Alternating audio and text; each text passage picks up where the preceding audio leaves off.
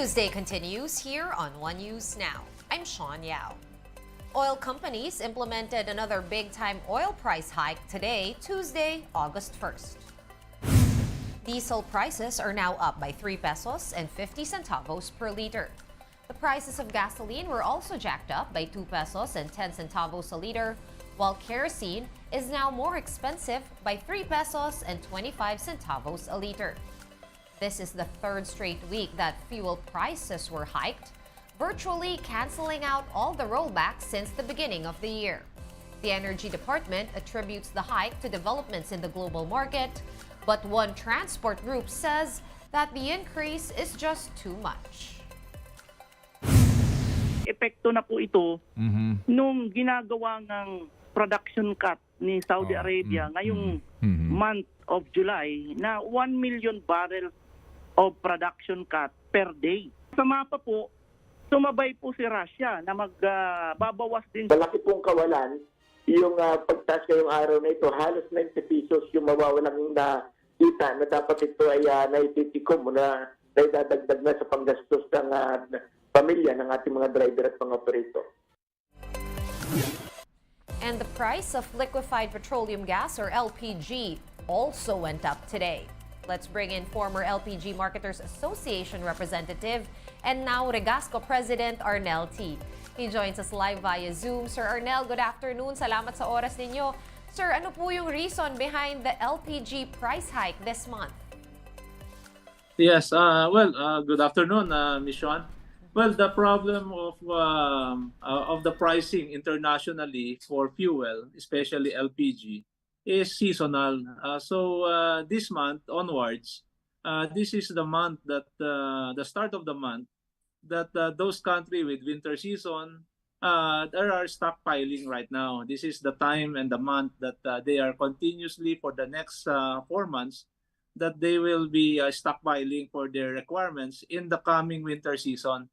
So, and like what Director Rino Abad of the Department of Energy is also reported, the OPEC and the OPEC Plus agree with the production cut of 1 million, I think 1 million liters per day. So that is also a big factor for the price that in effect it increased not only LPG but even the crude oil also increased. All right, so it's actually basically mirroring the moves in the global oil market. Sir Arnel, kailan naman po bababa yung presyo? After winter, can we expect usage or demand to go down and therefore prices alongside? Okay, this year, for example, we can experience, well, the consumer experience that start last January up to last month, there is a price rollback. It has a almost 5.5 months of price rollback because of season. Summer season is fast approaching during that time. The demand of LPG lessened, and then the production of Saudi and OPEC Plus is continues to provide enough supply in the market. So those are the reasons. And in fact, we experienced this year one of the lowest LPG international price, at least I can say, for the last 5 years. Ano naman yung reason, sir, kung bakit bumaba yung price, at least the lowest in 5 years this year?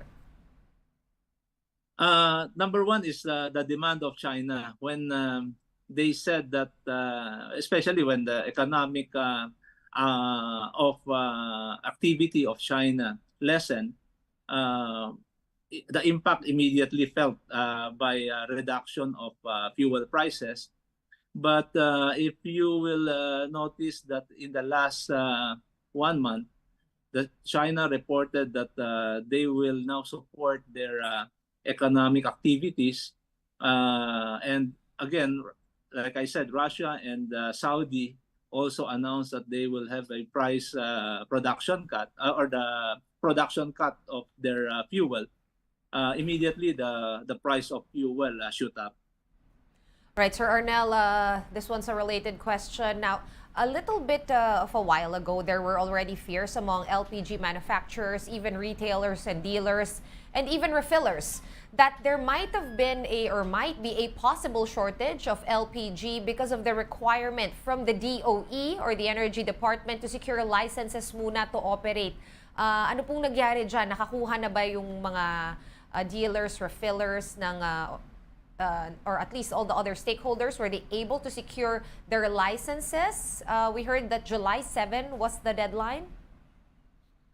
Yes. Well, a lot of in the past, during the before the law has been passed, a lot of LPG traders are not required, or not exactly required, but violate the rules of the Department of Energy, that they don't apply for even a simple business permit.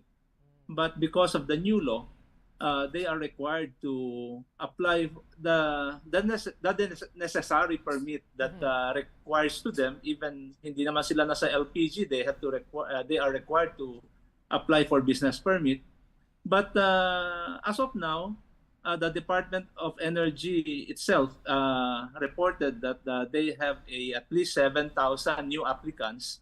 So that is a positive sign that the industry are now moving towards a more orderly LPG industry.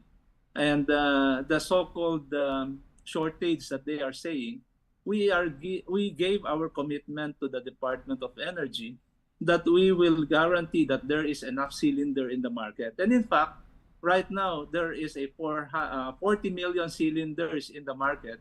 Only around 3 million that is really under the so-called substandard cylinders that we are trying to fix it by way of swap it with the new one. And that is we can guarantee that we can handle that in the next few months, and it will not be a reason for the so-called shortage. Alright, maraming salamat Sir Arnel sa oras niyo this afternoon. Arnel T., President of Regasco, over Zoom. Thank you, sir. We're gonna pause for a quick break. One News Now. We'll be right back after this. Stay tuned.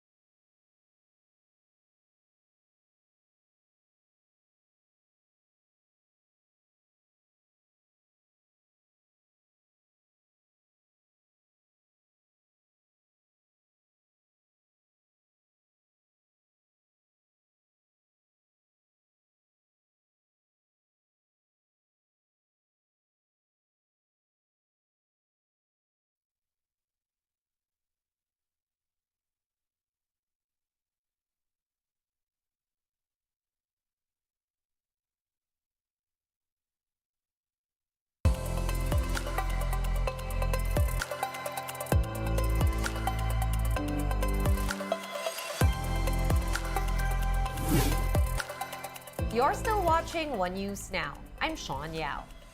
Suspended Negros Oriental Congressman Arnie Teves was not at all surprised by the government's move to tag him as a terrorist. In a press conference, Teves said that he already knew that the government wants to freeze his assets. He also called on the government, including President Bongbong Marcos, to stop using him as a cover-up for national issues. Teves also called as a desperate move the designation of his brother Henry Pride as a terrorist. Congressman Arnie Teves has been tagged as a mastermind in the killing of Negros Oriental Governor Roel Degamo back in March, which the lawmaker has repeatedly denied. Alam ko naman that they want to freeze my assets. 'Di ba? Para hindi na ako makagalaw, hindi na lahat. Pero siyempre, hindi naman tayo pinanganak kahapon.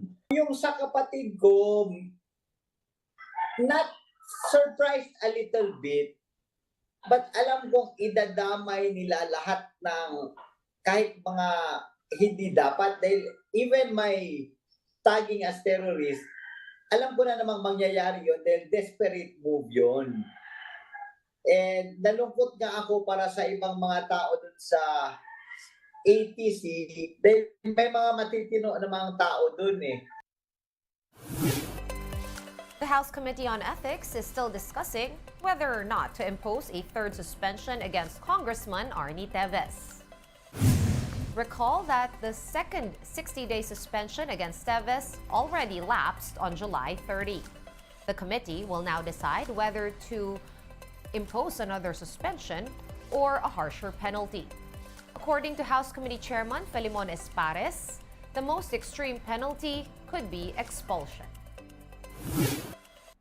Moving on to other news, the Ombudsman has temporarily suspended Agriculture Assistant Secretary Christine Evangelista and several others. These include DA Administrative Officer Eunice Biblanias, DA OIC Chief Accountant Lolita Hamela, Food Terminal Incorporated Vice President for Operations John Gabriel Benedict Trinidad III, and FTI Budget Division Head Juanita Lualhati. In its decision, the Ombudsman said the evidence against the officials is, quote, strong, which could result in their removal from office. Evangelista and others are facing grave misconduct, gross neglect of duty, and conduct prejudicial to the best interest of the service. These charges stemmed from the shortage of onion supply in Philippine markets and its alleged manipulation. The procurement of onions by FTI from a Nueva Ecija cooperative is likewise being questioned. The FTI is a unit of the National Food Authority, or NFA. Let's now take a quick look at today's other top stories. The European Union reaffirmed its support for the 2016 arbitral ruling that rejected China's sweeping claims in the South China Sea. European Commission President Ursula von der Leyen also promised a new era of cooperation between the EU and the Philippines. For his part, President Bongbong Marcos thanked the EU for a 60 million euro grant under the Green Economy Program, which will support projects around the circular economy and renewable energy. The Senate has adopted Resolution number 718, condemning China's continued aggression in the West Philippine Sea. This came out of yesterday's caucus at the upper chamber, which was also attended by Foreign Affairs Secretary Enrique Manalo. Senate Resolution 718 also called on the Philippine government to take appropriate action against China and assert Manila's sovereign rights in the disputed waters. Business tycoon Elon Musk drew flack again, this time for replacing the decades-old Twitter headquarters sign. Musk had a giant X logo installed on the roof of the building. San Francisco locals recorded videos of the giant X glowing, pulsing, and strobing. Neighbors also complained of intrusive lights from the sign. As of now, workers have already taken down the big X. City officials said that the property owner will assess fees for the installation of the structure, which had no permission. One News Now will be back at 6 p.m. with the day's latest stories. I'm Sean Yao. We are One News.